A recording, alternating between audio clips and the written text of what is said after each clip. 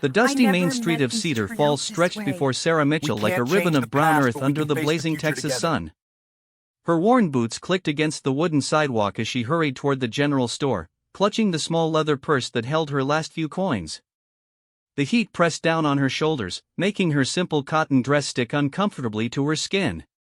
Sarah had been living in Cedar Falls for 3 months now, ever since she fled from her previous life in San Antonio. The small frontier town offered something she desperately needed: anonymity. Here, nobody asked too many questions about a young woman who kept to herself and worked odd jobs to survive. She cleaned houses for the wealthy ranchers' wives, mended clothes, and sometimes helped serve meals at the local boarding house. As she approached Murphy's General Store, Sarah noticed a small crowd gathered outside. The townspeople were talking in excited whispers, their voices carrying a mix of curiosity and concern. She slowed her pace, wondering what could have caused such a commotion on an otherwise ordinary Tuesday morning. "Did you see the size of that man?" Mrs. Henderson, the banker's wife, was saying to her friend. "Must be 6.5 feet tall, and those shoulders of his could carry a full-grown steer. And those eyes," added Miss Clara, the schoolteacher. "Dark as storm clouds and twice as intense. Never seen a cowboy quite like him before." Sarah's curiosity got the better of her. She approached the group carefully, trying not to draw attention to herself. Through the gaps between the women, she caught her first glimpse of the man they were discussing. He stood near the hitching post, adjusting the saddle on a magnificent black horse. The women weren't exaggerating about his size. He was indeed tall, with broad shoulders that strained against his dark blue shirt. His black hair was slightly longer than most men wore in town, curling just above his collar. A well-worn cowboy hat sat pushed back on his head, revealing a face that looked like it had been carved from stone. But it was his movements that caught Sarah's attention. Despite his size, he moved with a fluid grace that spoke of years in the saddle. His hands were gentle as he checked his horse's bridle, speaking in low, soothing tones to the animal. There was something about him that seemed different from the rough cowboys who usually passed through Cedar Falls. "Wonder what brings him to our little town," Mrs. Henderson continued. "Hope he's not looking for trouble. We've had enough excitement for 1 year." Sarah remembered the trouble Mrs. Henderson was referring to. Just 2 months ago, a group of cattle rustlers had tried to rob the bank. The sheriff and his deputies had managed to drive them off, but not before one of the bank windows got shot out and poor Mr. Peterson, the clerk, took a bullet in the shoulder. The stranger finished with his horse and turned toward the store. As he did, his gaze swept across the group of onlookers, and, for a brief moment, his eyes met Sarah's. She felt a strange flutter in her stomach, something she hadn't experienced in a very long time. His eyes were indeed dark, but they weren't cold or threatening as she had expected. Instead, they held a warmth and intelligence that surprised her. He tipped his hat politely to the ladies and stepped up onto the wooden sidewalk. "Morning, ladies," he said, his voice deep and resonant. "Excuse me." The women scattered like startled birds, each mumbling their own greeting before hurrying away. Sarah found herself standing alone as the stranger approached the store entrance. He paused beside her, and she caught the scent of leather, horse, and something else, perhaps sage, from the open range. "Beautiful morning," he said, glancing up at the cloudless sky. Sarah nodded, not trusting her voice. She had learned to be cautious around men, especially strangers. Too many bad experiences had taught her that lesson well. He seemed to sense her wariness and didn't press for conversation. Instead, he simply touched the brim of his hat again and disappeared into the store. Sarah stood there for a moment, her heart beating faster than it should have been, before shaking her head and following him inside. Murphy's General Store was cramped and cluttered, filled with everything from bolts of fabric to farming tools. The smell of coffee, tobacco, and leather goods filled the air. Sarah made her way to the back of the store where old Murphy kept the cheaper goods, the items she could actually afford. She was examining a small sack of flour when she heard Murphy's voice from the front counter. "Well, I'll be damned," the old storekeeper was saying. "Jake Morrison. Heard you were up in Wyoming territory. What brings you back to our neck of the woods?" "Just passing through, Murphy," came the deep voice Sarah had heard outside. "Thought I'd stop in and see how you were getting along. Place looks good. Can't complain. Business is steady. You still working cattle, or have you finally decided to settle down somewhere?" There was a pause before Jake Morrison answered. "Still working cattle. Though I've been thinking lately that the drifting life isn't what it used to be."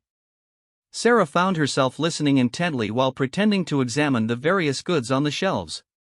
Something about Jake Morrison's voice drew her attention. It wasn't just the deep timbre, but the way he spoke, educated, thoughtful. Not like most of the rough cowboys who pass through town. "Well, if you're looking for work," Murphy was saying, "Tom Bradley out at the Circle B Ranch has been needing experienced hands. Lost 3 good men last month when they decided to try their luck in the Colorado gold fields." "Might look into that," Jake replied. "Been riding alone for a while now. Might be nice to work with the crew again." Sarah selected her flour and a small piece of salt pork, calculating carefully to make sure she had enough money. As she approached the counter, Murphy was wrapping up Jake's purchases: coffee, beans, hardtack, and ammunition for his rifle. "Sarah," Murphy greeted her warmly. "How are you getting along, girl? Mrs. Peterson treating you well?" "Yes, sir," Sarah replied quietly. "She's very kind." Jake Morrison glanced at her with renewed interest. Up close, Sarah could see that his dark eyes held flecks of gold, and there were small lines around them that spoke of years spent squinting into the sun. His face was weathered but not harsh, and she noticed a small scar along his left temple. "New to town?" he asked politely. Before Sarah could answer, Murphy jumped in. "Sarah's been here about 3 months now. Hardest working girl in Cedar Falls, I'd say.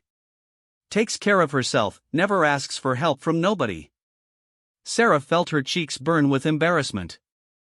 She didn't like being the center of attention, especially from a stranger.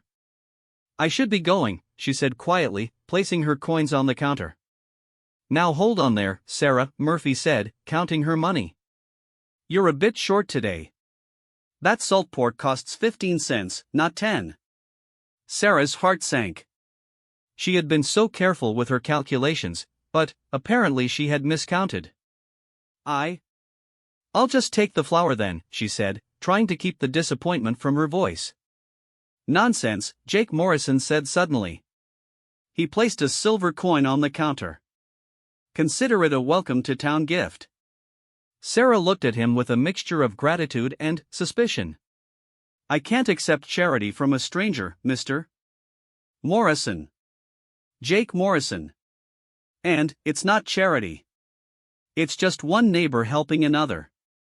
"I'm not your neighbor," Sarah replied, perhaps more sharply than she intended. "And I don't need help from anyone." Jake raised his hands in a gesture of peace. "No offense intended, Miss Mitchell. Sarah Mitchell. And thank you for the offer, but I can take care of myself." She pushed the salt pork back toward Murphy and gathered up her flour. The old storekeeper looked between Sarah and Jake with obvious concern. "Now, Sarah," Murphy began, "there's no shame in accepting a kindness." But Sarah was already heading for the door. She had learned the hard way that men who offered help usually expected something in return, and she wasn't about to put herself in that position again. Not after what had happened in San Antonio. Not after Marcus. She heard Jake Morrison's voice behind her as she reached the door. "Some folks have their pride, Murphy. Can't fault a person for that." Outside, Sarah walked quickly down the main street, her cheeks still burning with embarrassment and anger, though she wasn't entirely sure which emotion was stronger. She hated being put in a position where she needed help, and she hated even more that Jake Morrison had witnessed her financial struggles. As she turned the corner toward the small boarding house where she rented a tiny room, Sarah allowed herself one quick glance back. Jake Morrison was standing outside the general store, his packages tucked under one arm, watching her go. Even from a distance, she could see the thoughtful expression on his face. That evening, Sarah sat in her small room, trying to concentrate on mending a dress for Mrs. Peterson. But her mind kept wandering back to the encounter at the store. There had been something different about Jake Morrison's offer. It hadn't felt like the aggressive charity she was used to receiving from men who expected gratitude in return. There had been something genuine about it, something that reminded her of her father's quiet kindness before he died. A knock at her door interrupted her thoughts. Sarah set down her sewing and opened the door to find Mrs. Peterson standing in the hallway, holding a small package wrapped in brown paper. "This came for you, dear," the elderly landlady said, handing over the package. The delivery boy said it was paid for in advance. Sarah took the package with confusion. "Are you sure it's for me? I wasn't expecting anything. Had your name right on it. Sarah Mitchell, room 4. After Mrs. Peterson left, Sarah unwrapped the package carefully. Inside was the piece of salt pork she had been unable to buy, along with a small bag of coffee beans and a note written in neat, precise handwriting. "Miss Mitchell, please accept these supplies with no strings attached. We all need help sometimes, and there's no shame in accepting kindness when it's freely given. I hope you'll consider this a peace offering for any offense caused today." Jane Morrison. Sarah stared at the note for a long time, reading it several times. Her first instinct was anger. How dare he go behind her back and send her charity? But, as she read the note again, she realized that his words didn't sound condescending or superior. They sounded understanding. She thought about the way he had spoken to Murphy, the gentle way he had treated his horse, the respectful way he had addressed the ladies on the street. Maybe she had been too quick to judge him. Maybe not all men were like Marcus. But, even as she allowed herself to consider that possibility, Sarah's practical nature reasserted itself. She couldn't afford to let her guard down, not again. She had made that mistake once before, and it had nearly destroyed her. No matter how kind Jake Morrison seemed, she couldn't risk trusting another man. Still, the coffee smelled wonderful, and she hadn't tasted real coffee in weeks. After a moment of internal debate, she decided to keep the supplies. She would find a way to pay him back somehow. She wouldn't be indebted to anyone, but she also wouldn't let good food go to waste out of stubbornness. As she prepared a small pot of coffee on her tiny stove, Sarah found herself wondering what Jake Morrison's story was. What had brought him back to Cedar Falls? Why did he seem so different from other cowboys? And why had he bothered to help a stranger who had been nothing but rude to him? The questions swirled in her mind as she sipped the coffee and watched the sun set over the western horizon. Outside her window, she could hear the familiar sounds of the town settling in for the evening, horses whinnying, men calling to each other, the distant sound of piano music from the saloon. It was then that she heard another sound, the deep, melodious voice that she was beginning to recognize. Jake Morrison was staying somewhere nearby, probably at the main boarding house down the street. She could hear him talking to someone, probably the stable boy, about caring for his horse. Despite herself, Sarah found the sound of his voice oddly comforting. There was something steady and reliable about it, something that spoke of a man who kept his word and treated others with respect. It had been a long time since she had felt safe around any man, but something about Jake Morrison made her wonder if she might be able to trust again. The thought scared her more than she cared to admit. She had built her walls high and strong for good reason. Letting someone in meant risking everything she had worked so hard to protect. But, as she finished her coffee and prepared for bed, Sarah couldn't help but wonder what it might be like to have someone she could depend on, someone who would treat her with the kindness she had seen Jake Morrison show to everyone he encountered today. It was a dangerous thought, and she tried to push it from her mind as she extinguished her lamp and settled into her narrow bed. But, as sleep finally claimed her, Sarah's last conscious thought was of dark eyes with gold flecks and a gentle voice that spoke of understanding and respect. Tomorrow she would find Jake Morrison and insist on paying him back for the supplies.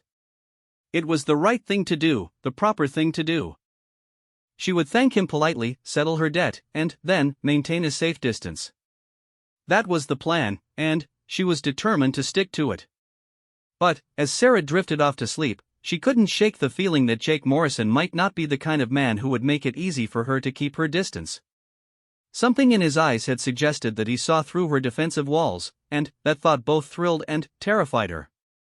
The next morning would bring new challenges and new decisions, but, for now, Sarah allowed herself to sleep peacefully for the first time in months, lulled by the memory of a kind gesture and the distant sound of a cowboy's gentle voice caring for his horse in the stable below. Sarah woke before dawn, as was her habit. The boarding house was quiet except for the creaking of old wood and the distant sound of roosters crowing. She dressed quickly in her second-best dress, a faded blue cotton that she kept for occasions when she needed to look presentable. Today she would find Jake Morrison and settle her debt with him.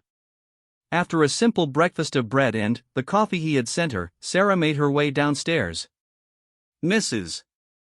Peterson was already up, sweeping the front porch with energetic strokes that sent dust clouds dancing in the early morning light. "Morning, Sarah dear," the elderly woman called out. "You're up early today, even for you." "I have some business to attend to," Sarah replied. "Do you happen to know where the gentleman who sent those supplies might be staying?" Mrs. Peterson leaned on her broom and gave Sarah a knowing look. "You mean the tall, dark cowboy? Jake Morrison? He's staying at Thompson's place down the street. Though I heard tell he's been asking around about work at the Circle B Ranch. Might want to catch him before he rides out there." "Thank you," Sarah said, already moving toward the street. "Sarah," Mrs. Peterson called after her. "Be careful, dear. I know you like to handle things on your own, but sometimes it's all right to let folks be kind to you." Sarah nodded politely but didn't reply. She had heard similar advice before, and it always made her uncomfortable. People who urged her to trust and accept help hadn't lived through what she had experienced. They didn't understand that kindness often came with a price she wasn't willing to pay. Thompson's boarding house was larger than the one where Sarah lived, catering to travelers and businessmen rather than permanent residents. As she approached the building, Sarah saw Jake Morrison's distinctive black horse tied to the hitching post outside. The animal was magnificent, clearly well-bred and well cared for. It raised its head as Sarah approached, regarding her with intelligent dark eyes that reminded her of its owner. Sarah climbed the steps to the front porch and knocked on the door. Mrs. Thompson, a plump woman with graying hair, answered with a cheerful smile. "Morning, Miss Mitchell. What brings you here so early?" "I'm looking for Mr. Morrison. I have some business with him." Mrs. Thompson's eyebrows rose slightly, but she was too polite to ask questions. "He's in the dining room, having breakfast. Right through that door." Sarah followed the direction of Mrs. Thompson's pointing finger and found herself in a small dining room with 4 tables covered in checkered tablecloths. Jake Morrison sat alone at the table by the window, a plate of eggs and bacon in front of him. He was reading a newspaper, his dark hair catching the morning light.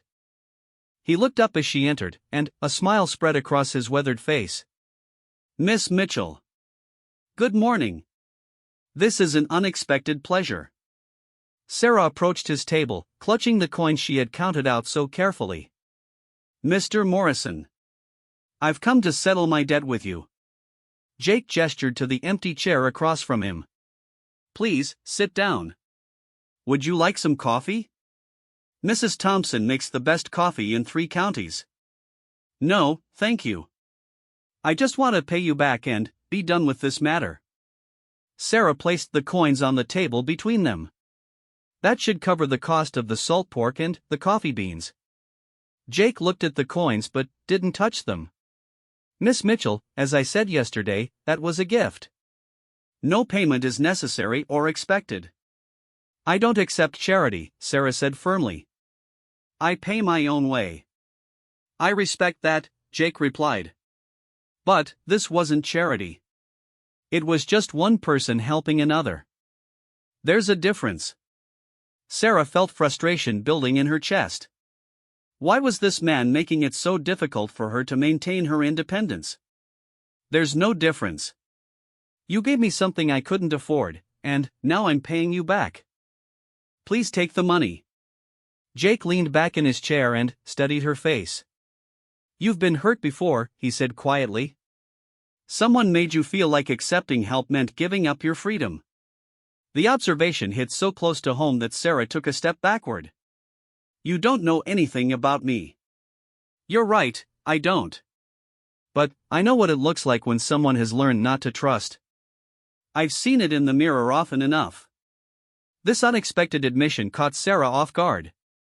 She had expected him to argue with her, to try to convince her to accept his charity. She hadn't expected him to reveal something personal about himself. "What do you mean?" she asked, despite herself. Jake gestured again to the empty chair. "Please, sit down. This isn't the kind of conversation to have standing up." After a moment of hesitation, Sarah sat down. She kept her posture rigid, ready to leave at any moment, but something in Jake's manner made her willing to listen. "I grew up on a ranch in New Mexico," Jake began, his voice quiet but clear. "My father was a good man, but he had some bad business partners.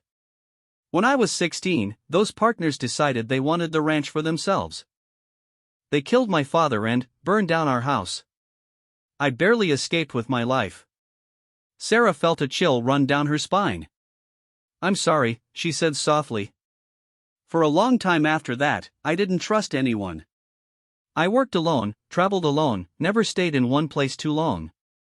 Anyone who tried to help me, I figured they wanted something in return. It was safer to depend only on myself." "What changed?" Sarah found herself asking.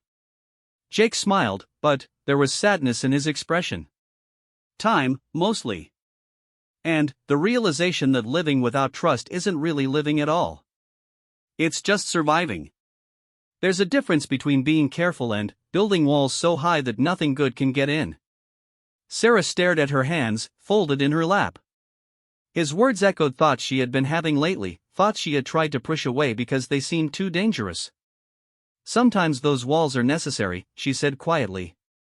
"Sometimes they are," Jake agreed. "But sometimes we keep them up long after the danger has passed, and we end up imprisoning ourselves." They sat in silence for a moment, the weight of shared understanding hanging between them. Finally, Jake reached across the table and gently pushed the coins back toward Sarah. "Keep your money, Miss Mitchell. But let me ask you something. If you had seen me in the store yesterday, struggling to afford something I needed, and you had the means to help, what would you have done?" Sarah considered the question honestly. "I would have helped," she admitted. "And would you have expected anything in return?" "No." "Then, why is it so hard to believe that someone else might feel the same way?" Sarah picked up the coins slowly, turning them over in her palm. "Because in my experience, men who help women always expect something in return." Jake's jaw tightened slightly, and Sarah saw anger flash in his dark eyes. But the anger wasn't directed at her. "Someone hurt you badly," he said. "I'm sorry for that. But not all men are the same, Miss Mitchell. Some of us were raised to treat women with respect." "How do I know which kind you are?" Sarah asked, meeting his eyes directly. "You don't," Jake replied honestly. "You'll have to decide that for yourself, based on how I act, not on what I say. But I'll tell you this much, I have no expectations of you beyond common courtesy. If you want to pay me back, you can do it by passing along a kindness to someone else who needs it. That's how these things should work." Sarah studied his face, looking for any sign of deception or hidden motives. But all she saw was sincerity and a patience that she wasn't used to receiving from men. "Mrs. Peterson mentioned that you're looking for work at the Circle B Ranch," she said, changing the subject to safer ground. Jake nodded. "I am. Been drifting for too long. Time to put down some roots, earn an honest living." "Tom Bradley's a good man," Sarah said. "Fair to his workers. But the work is hard, and he expects a lot from his hands. I'm not afraid of hard work. Been working cattle since I was 12 years old." "You planning to stay in Cedar Falls permanently?" Jake shrugged. "Depends on how things work out." "Why do you ask?" Sarah felt heat rise in her cheeks. She hadn't meant to sound so interested in his plans. Just making conversation. But Jake seemed to see through her casual tone. "Miss Mitchell," he said gently, "would it matter to you if I stayed?" The question hung in the air between them, loaded with implications that Sarah wasn't ready to face. She stood up abruptly, clutching her coins. I should go. I have work to do today. Jake stood as well, his tall frame towering over her. Of course. Thank you for coming by. I enjoyed talking with you. As Sarah turned to leave, Jake called after her. Miss Mitchell? The offer of coffee still stands, anytime you'd like some company. Sarah paused at the door but didn't turn around. I work better alone, Mr. Morrison. So do I, he replied. But sometimes it's nice to have a choice. Sarah left the boarding house with her mind in turmoil. The conversation had not gone as she had planned. Instead of simply settling her debt and maintaining her distance, she had found herself drawn into a personal discussion that revealed more about both of them than she was comfortable with. As she walked back toward her own boarding house, Sarah reflected on Jake's words about walls and trust. She had built her defenses carefully, brick by brick, after the disaster with Marcus. Those walls had protected her, allowed her to survive and even thrive on her own. But, lately, she had begun to feel the weight of her isolation. The work she did, cleaning houses, mending clothes, serving meals, brought her into contact with the families of Cedar Falls, but always as an outsider looking in. She watched mothers with their children, husbands and wives sharing quiet moments of affection, friends gathering for conversation and laughter. She observed it all, but she didn't participate.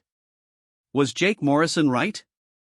Had she built her walls so high that she was imprisoning herself rather than protecting herself? The question followed her through the day as she went about her usual tasks. She cleaned Mrs. Bradley's kitchen, mended torn shirts for the O'Sullivan boys, and helped serve lunch at the boarding house. All the while, she found her thoughts drifting back to the conversation with Jake, to the understanding she had seen in his eyes, to the way he had shared his own painful history without expecting anything in return. That evening, as Sarah sat in her small room working on her sewing, she heard familiar voices in the street below. Through her window, she could see Jake Morrison talking with Tom Bradley outside the saloon. Even from a distance, she could tell that the conversation was going well. Tom was nodding and gesturing, and Jake was listening intently. As she watched, the two men shook hands. Jake had gotten the job at the Circle B Ranch. He would be staying in Cedar Falls, at least for a while. The thought sent an unexpected flutter through Sarah's stomach. She told herself it didn't matter, that Jake Morrison's plans had nothing to do with her. But, as she watched him mount his black horse and ride out toward the Circle B, Sarah realized that his presence in town had already begun to matter to her more than she cared to admit. Over the next few days, Sarah found herself thinking about Jake more often than she should have. She heard news of him around town. He was working hard at the Circle B, had already impressed Tom Bradley with his skill and reliability, was well liked by the other ranch hands. Everyone who mentioned him had something positive to say about his character and work ethic. Despite herself, Sarah began to look for him when she was in town. She told herself it was just curiosity, but she couldn't deny the small disappointment she felt when she didn't see him. It was on Saturday morning, almost a week after their conversation at the boarding house, that Sarah saw Jake again. She was walking back from the market when she noticed a crowd gathered near the schoolhouse. As she approached, she could hear raised voices and the sound of someone in distress. Pushing through the crowd, Sarah saw what was happening. 3 rough-looking strangers, clearly not from Cedar Falls, had cornered Miss Clara, the schoolteacher. The men were obviously drunk, despite the early hour, and they were making crude comments and suggestions that had poor Miss Clara nearly in tears. "Come on, sweetheart," one of the men was saying, reaching out to touch Miss Clara's arm. "Don't be so unfriendly. We just want to buy you a drink." "Please leave me alone," Miss Clara said, her voice shaking. "I need to get to the school." The crowd watched nervously, but nobody seemed willing to intervene. The 3 strangers were large and obviously armed, and the sheriff was out of town on business. Sarah felt anger rising in her chest as she watched the teacher's distress. It was then that Jake Morrison appeared, seemingly from nowhere. He approached the group with the same quiet confidence Sarah had noticed before, but now there was something different about him, something harder and more dangerous. "Gentlemen," he said, his voice calm but carrying an unmistakable authority. "I think the lady has made it clear that she's not interested in your company. The three men turned toward Jake, and Sarah could see them sizing him up. He was taller than any of them, but they outnumbered him 3-1. "This ain't your business, cowboy," the largest of the three said, his hand moving toward his gun. "Walk away while you still can." Jake didn't move, didn't show any sign of fear or backing down. "I'm making it my business. Now, you can apologize to the lady and move along, or we can settle this another way. Your choice." What happened next occurred so quickly that Sarah almost missed it. The three men went for their guns simultaneously, but Jake was faster than all of them. His Colt appeared in his hand as if by magic, and, suddenly, all three men found themselves staring down the barrel of his revolver. "I'd think real careful about your next move," Jake said, his voice deadly quiet. "I'm not looking for trouble, but I won't walk away from it either." The three strangers looked at each other uncertainly. They had clearly expected an easy intimidation, not a skilled gunfighter who could draw faster than any of them. "Now," Jake continued, "you're going to apologize to Miss Clara, and then, you're going to get on your horses and ride out of town. If I see you bothering any other women in Cedar Falls, we'll finish this conversation in a different way." The largest man scowled but seemed to recognize that he was outmatched. "Sorry, lady," he muttered to Miss Clara. "Didn't mean no harm." Jake kept his gun trained on them as the three men backed away toward their horses. "Gentlemen," he called after them, "Cedar Falls is a peaceful town. Let's keep it that way." The men mounted their horses and rode quickly out of town, casting nervous glances back at Jake. Only after they had disappeared down the main street did Jake holster his revolver. The crowd that had gathered began to disperse, everyone talking excitedly about what they had just witnessed. Miss Clara approached Jake with tears of gratitude in her eyes. "Thank you, Mr. Morrison. I don't know what I would have done if you hadn't come along. Just glad I was here to help, Miss Clara. You shouldn't have any more trouble from those three." As the schoolteacher hurried away to her duties, Jake turned and found himself face to face with Sarah. She had been watching the entire confrontation, and now she looked at him with new eyes. "That was quite impressive," she said quietly. Jake shrugged, suddenly, looking uncomfortable with the praise. "Just doing what needed to be done.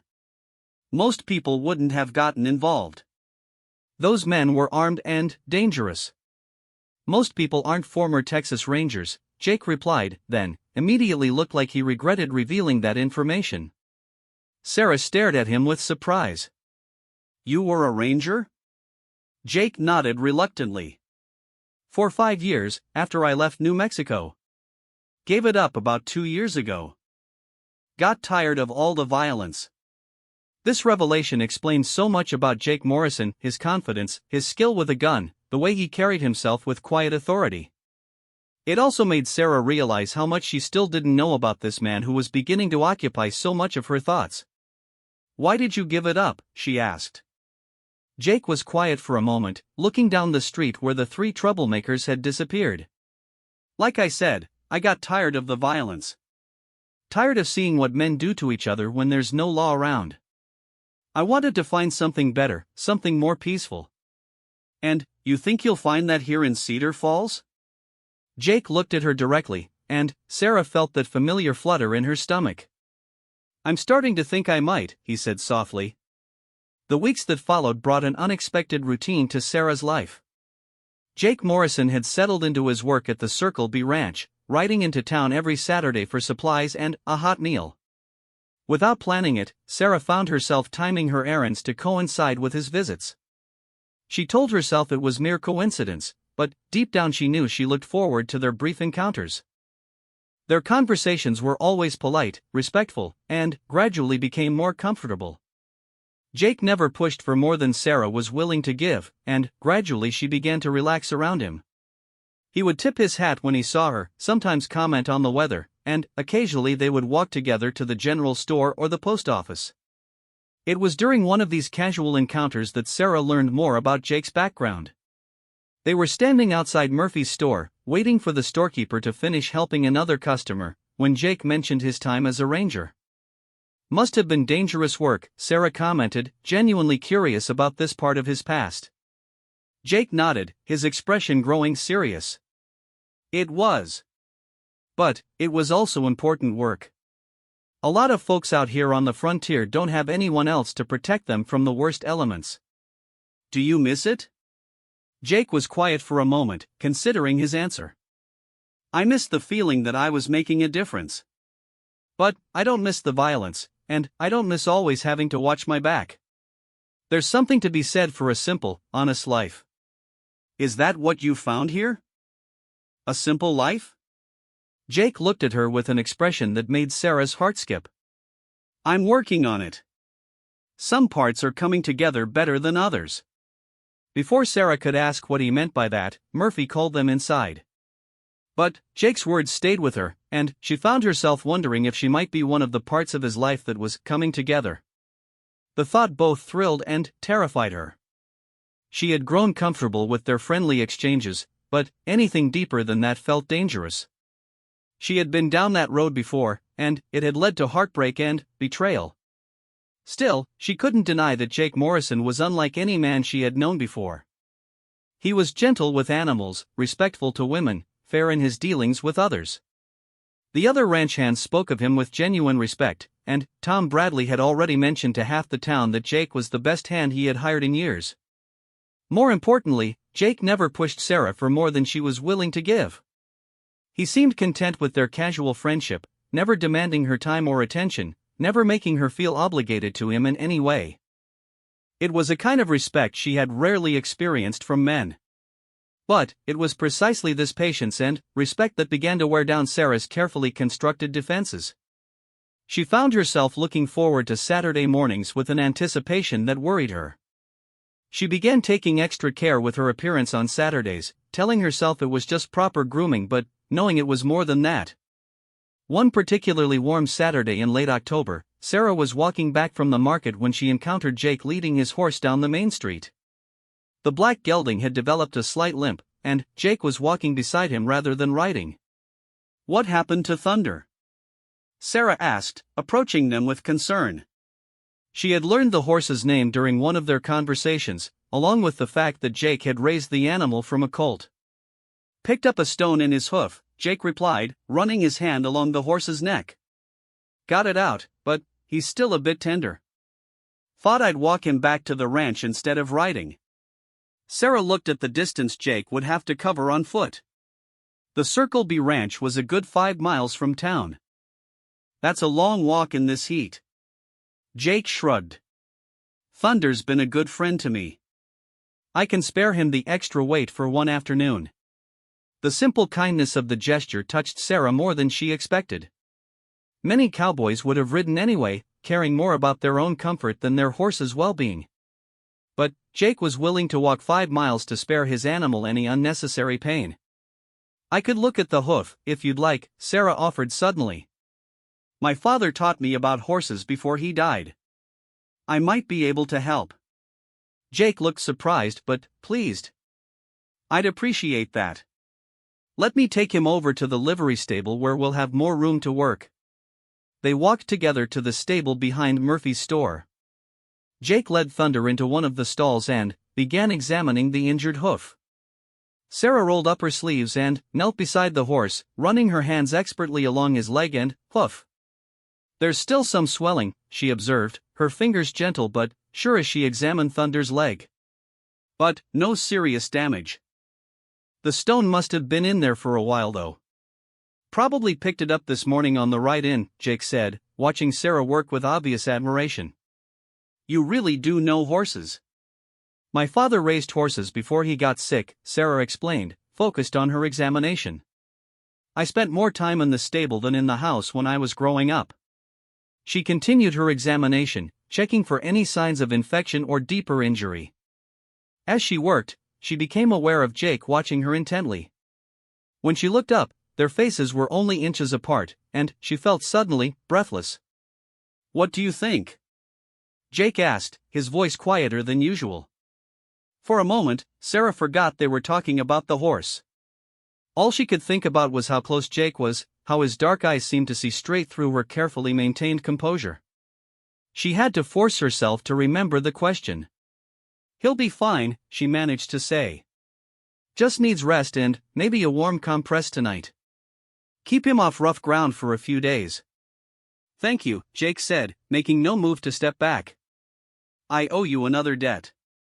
No, Sarah replied softly. You don't owe me anything. They stayed frozen like that for a long moment, neither moving away nor moving closer. Sarah could smell the leather and sage scent that always seemed to cling to Jake, could see the small scar on his temple up close, could count the gold flecks in his dark eyes. It was Thunder who broke the spell, shifting restlessly and forcing them both to step back. Sarah felt her cheeks burning as she realized how close they had been, how much she had wanted Jake to lean just a little closer. I should go, she said quickly, brushing hay from her skirt. Mrs. Peterson will be expecting me. Sarah, Jake said as she reached the stable door. Would you have dinner with me sometime? Nothing fancy, just a meal at the boarding house. The invitation hung in the air between them. Sarah turned back to face him, her heart racing. This was the moment she had been both hoping for and dreading. Accepting would mean admitting that her feelings for Jake had grown beyond simple friendship. Refusing would mean closing a door that might never open again. I don't know, she said honestly. I'm not sure I'm ready for that. Jake nodded, disappointment flickering across his features but not anger. I understand. The invitation stands whenever you change your mind. Sarah left the stable with her emotions in turmoil. Part of her wanted to run back and accept Jake's invitation immediately. But the cautious part of her, the part that had been so badly hurt before, urged her to maintain her distance. That evening, as she sat in her small room mending clothes, Sarah found herself thinking about Marcus Dalton, the man who had destroyed her trust in San Antonio. Marcus had been charming and handsome, successful in business and well-connected socially. He had courted her properly, bringing flowers and taking her to respectable restaurants and theater performances. For 3 months, Sarah had believed herself to be falling in love. Marcus spoke of marriage and a future together. He painted pictures of the life they would have, the house they would live in, the children they would raise. Sarah had begun to plan her future around him. It was only after she had given him her complete trust and her innocence that Marcus revealed his true character. He was already married, with a wife and children in Houston. Sarah had been nothing more than a pleasant diversion, a temporary amusement while he conducted business in San Antonio. The discovery had shattered Sarah's world. Not only had she been betrayed by the man she loved, but she had compromised herself in a way that would make her unmarriageable to any respectable man. Worse still, Marcus had been careless with their intimate moments, and Sarah soon discovered she was carrying his child. The pregnancy had lasted only 3 months before ending in a miscarriage, but those 3 months had been the most difficult of Sarah's life. She had been forced to leave San Antonio in shame, with no money and no prospects, carrying the burden of secrets that she could never share. It was that experience that had taught Sarah not to trust, not to hope for more than she could provide for herself. Men like Marcus talked of love and marriage, but they rarely meant what they said. They took what they wanted and moved on, leaving women to deal with the consequences alone. But Jake Morrison seemed different. He wasn't smooth or charming like Marcus had been. He was quiet, steady, reliable. He treated her with respect even when she gave him no encouragement. He had helped her without expecting anything in return, had protected Miss Clara without seeking praise or reward. Still, Sarah reminded herself, she had thought Marcus was different too, at first. How could she trust her judgment about men when it had failed her so completely before? The internal debate continued through the weekend and into the following week. Sarah went about her usual routine, but her mind kept returning to Jake's invitation and the way he had looked at her in the stable. She found herself watching for him during her trips to town, even though she knew he wouldn't be back until Saturday. When Saturday came again, Sarah dressed with extra care, telling herself it was just because she wanted to look presentable. She braided her hair more carefully than usual and chose her best dress, a deep green cotton that brought out the color of her eyes. She was walking past the boarding house where Jake stayed when she saw him on the front porch, talking with Mrs. Thompson. He looked up as she approached and smiled, but Sarah noticed that his expression seemed more serious than usual. "Good morning, Miss Mitchell," he said, tipping his hat. "Good morning, Mr. Morrison. How is Thunder doing?" "Much better, thanks to your advice. The swelling is completely gone." Mrs. Thompson excused herself and went inside, leaving Sarah and Jake alone on the porch. Sarah noticed that Jake seemed to be struggling with something, as if he wanted to say something but wasn't sure how to begin. "Is everything all right?" she asked. Jake was quiet for a moment, then looked at her directly. "Sarah, I need to ask you something, and I want you to know that whatever your answer is, it won't change how I feel about you." Sarah felt her stomach drop. Something in his tone suggested that this was more serious than his dinner invitation had been. "What is it?" she asked, her voice barely above a whisper. "Are you married? Or promised to someone else?" The question caught Sarah completely off guard. "No," she said quickly. "No, I'm not married." "Why would you ask that?" Jake looked relieved, but still troubled. "Because I've been hearing talk around town. Some of the men have been saying that a woman your age, living alone, keeping to herself the way you do, they think there must be a reason. They think maybe you're already spoken for, or maybe you're running from something." Sarah felt heat rise in her cheeks. She had known that her solitary lifestyle would eventually generate gossip, but she had hoped to avoid it a little longer. "What kind of talk?" she asked. Jake looked uncomfortable. "Some folks think you might be a widow who's still mourning. Others think maybe you left a husband somewhere and don't want to be found. A few think you might be." He paused, clearly struggling with how to phrase it delicately. "Damaged goods?" Sarah supplied, her voice sharp with pain and anger. "I don't like that phrase," Jake said firmly. "And I don't care what anyone thinks about your past. I just wanted to know if there was someone else, someone who had a claim on your affections." Sarah stared at him, trying to read his expression. "Why does it matter to you?" "Because," Jake said, stepping closer to her, "I'm falling in love with you, Sarah Mitchell. And if there's even a chance that you might feel the same way about me, I want to fight for that chance. But, if your heart belongs to someone else, I need to know so I can step aside." The declaration hit Sarah like a physical blow. She had suspected that Jake's feelings for her were deeper than friendship, but hearing him say the words out loud made everything suddenly real and immediate. "I don't know what to say," she whispered. "Say whatever is true," Jake replied gently. "Are you free to care for someone new? Is your heart available, even if it's been hurt before?" Sarah looked into his eyes and saw nothing but sincerity and hope. This was the moment she had been dreading and longing for in equal measure. She could lie, tell him her heart belonged to someone else, and preserve the safety of her solitude. Or she could tell him the truth and risk everything. "Yes," she said finally, her voice so quiet that Jake had to lean forward to hear her. "I'm free. But, Jake, there are things about me, about my past." "I don't care about your past," Jake interrupted. "I care about who you are now, and who we might be together." "You might care when you know the truth," Sarah said, tears beginning to gather in her eyes. "I'm not the innocent young woman that everyone thinks I am. I've made mistakes. Bad mistakes." Jake reached out and gently took her hands in his.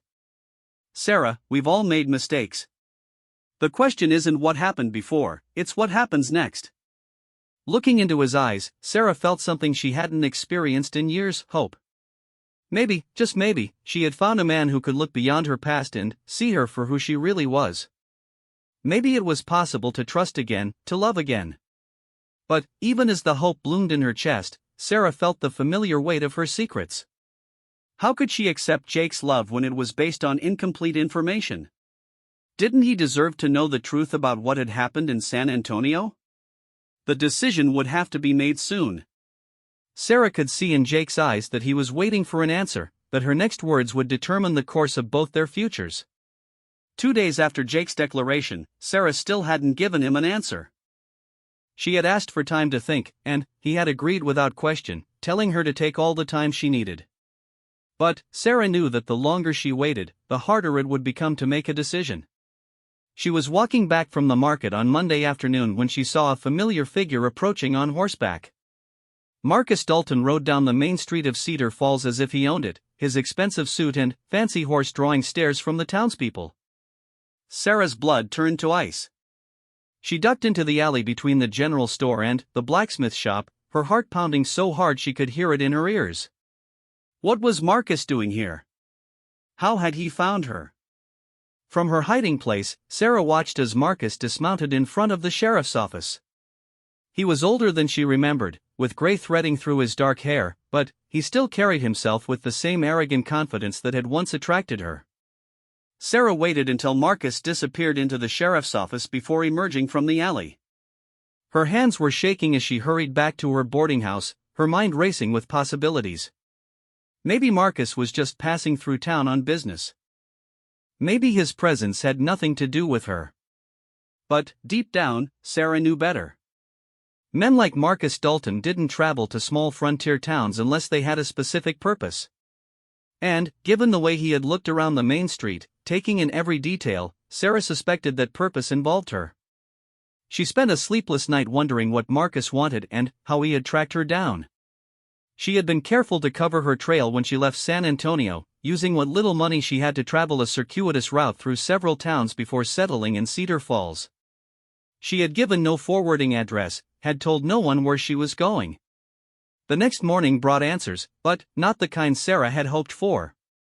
Mrs. Peterson knocked on her door early, her face grave with concern. "Sarah, dear, there's a gentleman downstairs asking for you. Says he's your husband." Sarah felt the world tilt around her. "My husband?" "A Mr. Marcus Dalton. He's quite insistent, and he has papers with him. Legal-looking documents. Says you ran away from him and he's come to take you home." Sarah closed her eyes, feeling the walls of her carefully constructed new life crumbling around her. Of course Marcus would claim to be her husband. It was the perfect lie, one that would give him legal authority over her and explain why she had been living alone. "Did you tell him I was here?" Sarah asked, though she already knew the answer from Mrs. Peterson's expression. "I had to, dear. If he really is your husband." Mrs. Peterson trailed off, clearly troubled by something she couldn't quite name. Sarah nodded, trying to think quickly. She could try to run, but where would she go with no money and no plan?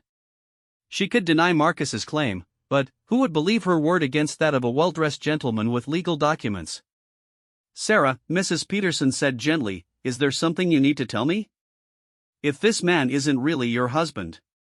Before Sarah could answer, they heard heavy footsteps on the stairs and Marcus's voice calling out. "Sarah, darling, I know you're up there. Come down and let's discuss this like civilized people." Sarah felt trapped. She looked at Mrs. Peterson's concerned face and realized that she had no choice but to face Marcus and deal with whatever he had planned. "I'll be down in a moment," Sarah called back, her voice steadier than she felt. She quickly changed into her best dress and pinned her hair up neatly.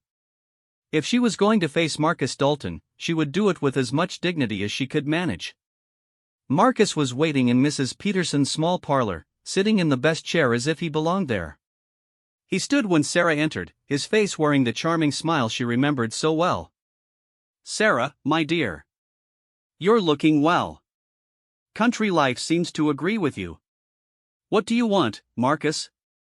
Sarah asked, not bothering with pleasantries. Straight to the point, as always. "I've missed that about you." Marcus glanced at Mrs. Peterson, who was hovering nervously in the doorway. "Perhaps we could have some privacy? Married couples have such personal matters to discuss." "We're not married," Sarah said firmly, but Marcus held up a hand to stop her. "Now, darling, I know you're upset about our little quarrel, but there's no need to deny our relationship in front of strangers." He pulled a folded document from his coat pocket. "I have our marriage certificate right here, properly signed and witnessed." Sarah stared at the paper in shock. "That's impossible. We were never married." Marcus smiled, but there was no warmth in it. "Come now, Sarah. You know how confused you've been lately. The doctor said the trauma might affect your memory."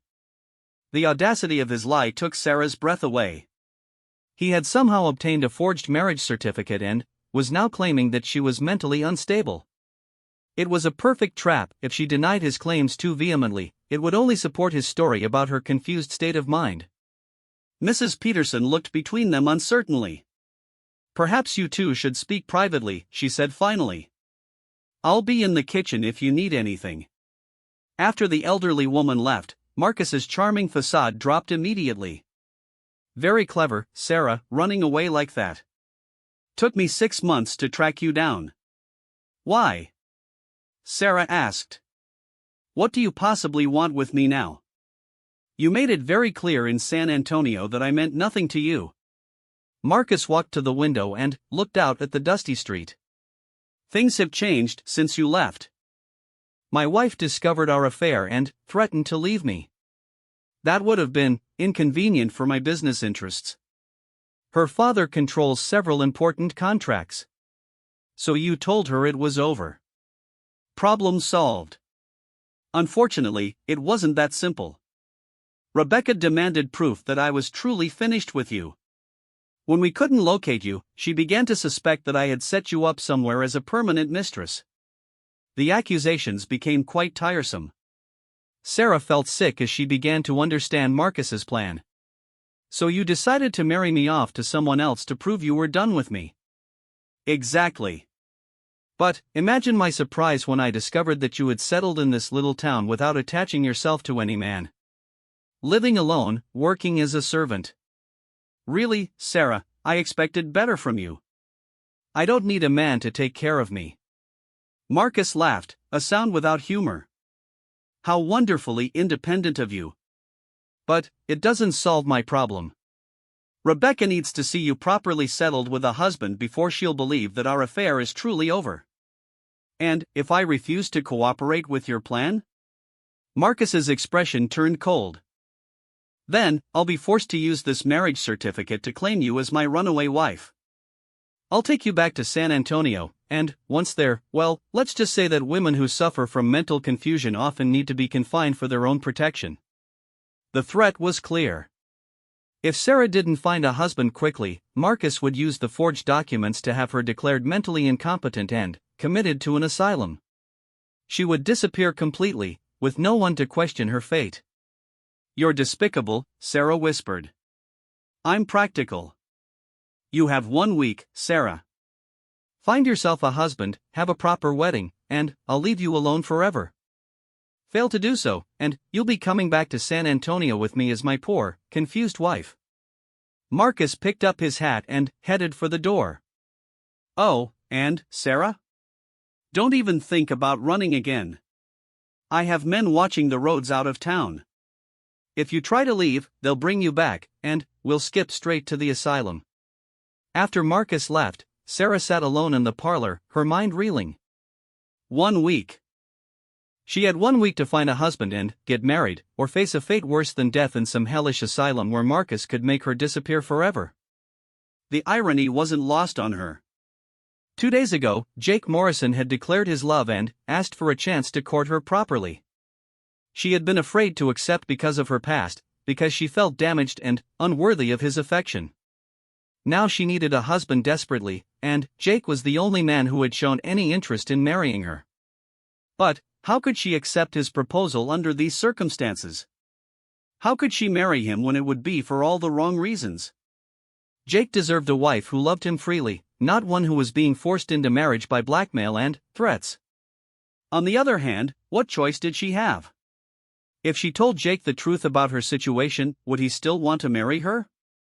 Could she ask him to save her from Marcus without offering anything real in return?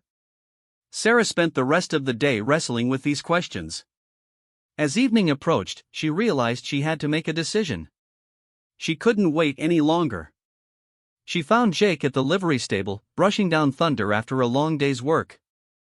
He looked up when she approached, and his face lit up with a smile that made her heart ache. "Sarah, I wasn't expecting to see you today.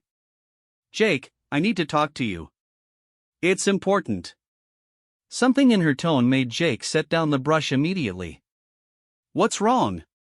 You look upset." Sarah took a deep breath, knowing that her next words would change everything between them. You asked me if I was free to care for someone new. I told you yes, but I wasn't completely honest with you. Jake's expression grew serious, but he didn't interrupt. There's a man from my past. His name is Marcus Dalton, and he's here in town. He's threatening to ruin my life unless I marry someone else within the week. What kind of threat? Jake asked, his voice taking on the hard edge she had heard when he faced down the three troublemakers. It's complicated. He has forged documents that claim we're married. If I don't find a real husband quickly, he'll use those documents to have me declared mentally incompetent and committed to an asylum. Jake was quiet for a long moment, processing this information. This Marcus Dalton, he said finally, is he the man who hurt you before? Sarah nodded, unable to speak past the lump in her throat. And now he's trying to hurt you again. Yes. Jake stepped closer to her, his dark eyes blazing with anger. Over my dead body. The fierce protectiveness in his voice brought tears to Sarah's eyes. Jake, I can't ask you to get involved in this. It's my problem, and... No, Jake interrupted. If someone is threatening you, it becomes my problem too. We'll figure this out together. But, you don't understand. If we got married under these circumstances, it would be for the wrong reasons. You deserve someone who chooses you freely, not someone who's being forced into marriage. Jake reached out and gently cupped her face in his hands. Sarah, let me ask you something. If this Marcus Dalton wasn't a factor, if you had all the time in the world to make your decision, what would your answer be to my proposal? Sarah looked into his eyes and saw only love and patience. Despite everything that was happening, despite all her fears and doubts, she knew what her heart wanted.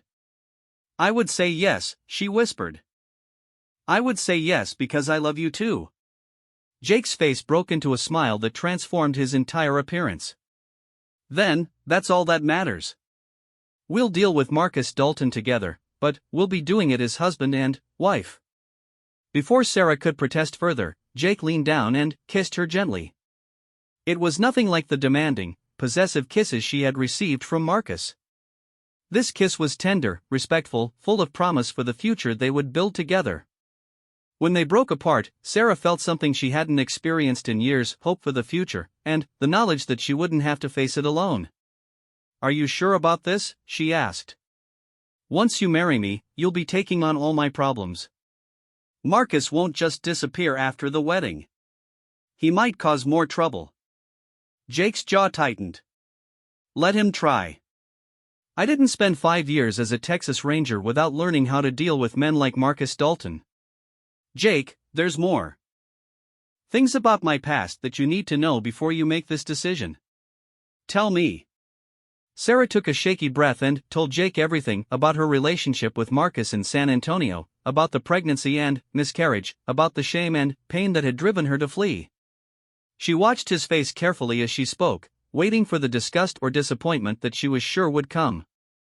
But Jake listened without judgment, his expression growing more tender rather than more disapproving. When she finished, he pulled her into his arms and held her close. Thank you for trusting me with the truth, he said quietly. I know how hard that must have been. Aren't you angry? Disappointed? I'm not the innocent woman you thought I was. Jake pulled back to look at her directly. Sarah, I don't care about any of that. What Marcus Dalton did to you was wrong, but it doesn't change who you are. You're still the strongest, most courageous woman I've ever known. But I'm damaged. Used. No respectable man should want. Stop, Jake said firmly. Don't you ever let anyone make you feel less than you are. You survived something terrible, and you built a new life for yourself through your own strength and determination. That doesn't make you damaged, it makes you remarkable. Sarah felt tears streaming down her face, but, for the first time in years, they were tears of relief rather than pain. Jake Morrison truly saw her for who she was, and he loved her anyway. So what do we do about Marcus? She asked. Jake's expression hardened again. We get married as soon as possible. Tomorrow, if we can arrange it. And then, we make it very clear to Mr. Dalton that you're under my protection now. What if he tries to cause trouble anyway? Then, he'll discover that threatening my wife is a very dangerous mistake. They spent the next hour making plans. Jake would speak to the minister first thing in the morning about performing a wedding ceremony. Sarah would gather what few possessions she had and prepare to move to a small house near the Circle B ranch that Jake had been considering renting. As they prepared to part for the evening, Sarah caught Jake's arm. "Are you absolutely certain about this? Once we're married, there's no going back." Jake smiled and kissed her hand gently. "Sarah, I've been certain about you since the day I met you. Everything else is just details we'll work out together." The next morning dawned bright and clear, as if nature itself was celebrating Sarah's new beginning. She put on her best dress, the green cotton that Jake had admired, and pinned her grandmother's pearl brooch to the collar. It wasn't a fancy wedding dress, but it was clean and pretty, and it made her feel like a bride. The ceremony was simple, performed in the small church with Mrs. Peterson and Tom Bradley as witnesses. Jake wore his best shirt and had obviously taken extra care with his appearance. When he looked at Sarah, his eyes held such love and devotion that she felt beautiful despite her simple clothes. When the minister pronounced them husband and wife, Jake kissed her with a tenderness that made Sarah's heart soar. For the first time since Marcus had arrived in town, she felt truly safe. After the ceremony, Jake escorted Sarah to their new home, a small but comfortable house with a garden and a stable for Thunder. It was more than Sarah had dared to dream of, a place where they could build a life together. As they stood on the front porch of their new home, Sarah saw Marcus Dalton riding down the path toward them. Her happiness dimmed immediately, replaced by familiar fear. "He's coming," she said quietly. Jake nodded, his hand moving instinctively to his gun belt. "Let me handle this." Marcus dismounted near the gate and approached them with his usual arrogant swagger. But, when he saw Jake standing protectively beside Sarah, his confidence seemed to waver slightly. Well, Marcus said, forcing a smile. "It seems congratulations are in order. Mrs. Morrison," Jake said firmly. "Mrs. Jake Morrison. And you would be Marcus Dalton, I presume." "Indeed. Sarah's told you about me, I see." "She has. And now I'm going to tell you about me. I'm Sarah's husband, which means she's under my protection. Any further threats or harassment directed toward her will be considered a personal attack on me." Marcus's smile faltered. "I'm not sure what Sarah has told you, but there seems to be some confusion about." "There's no confusion," Jake interrupted. "You came here to threaten my wife with false documents and intimidation. That ends now." "Your wife?" Marcus laughed, but the sound was forced. "My dear fellow, I'm afraid you've been deceived. Sarah and I are already married. I have the papers to prove it." Jake stepped forward, and suddenly, Marcus found himself looking up at a man who was taller, stronger, and considerably more dangerous than he had anticipated. "Those papers are forgeries, and we both know it. But even if they weren't, they're irrelevant now. Sarah is legally married to me, as of this morning. Any previous claims you might have had are null and void." Marcus looked between Jake and Sarah, clearly calculating his options. "Perhaps we could discuss this reasonably. I'm sure we can reach some sort of arrangement." "The only arrangement," Jake said quietly, "is that you leave town immediately and never come back. If I see you anywhere near my wife again, we'll settle this matter in a different way." There was something in Jake's tone that made Marcus take a step backward. He looked at Jake's gun belt, then at the hard expression on the former ranger's face, and seemed to realize that he was facing a man who wouldn't be intimidated by threats or lies. "This isn't over," Marcus said, trying to regain some of his bluster. "Yes, it is," Jake replied. "And if you're smart, you'll make sure it stays that way." Marcus mounted his horse and rode away without another word, his shoulders stiff with defeated anger. Sarah watched him go, hardly believing that the man who had terrorized her for so long had been sent away so easily. "Is he really gone?" she asked. Jake put his arm around her waist and pulled her close. He's gone. And he won't be back. Men like Marcus Dalton are bullies at heart. They only pick on people they think are defenseless. Sarah leaned against her husband's strength, feeling the last of her fear dissolve. For the first time in months, she felt truly free. "Thank you," she said softly. "For everything. For marrying me, for protecting me, for seeing past my mistakes." Jake turned her to face him, his hands gentle on her shoulders. "Sarah, you're my wife now. We're partners in this life. Your troubles are my troubles, your joys are my joys. That's what marriage means." Looking into his eyes, Sarah saw her future stretching ahead, not perfect, perhaps, but full of love and possibility. She had faced her past and survived it. Now she was ready to build something new with the man who had saved her not just from Marcus, but from the prison of her own fears. "I love you, Jake Morrison," she said, meaning every word. "And I love you, Sarah Morrison," he replied, sealing the promise with a kiss that spoke of all the years they would spend together, building a life based on trust, respect, and genuine love. The mockery was over. The real story was just beginning.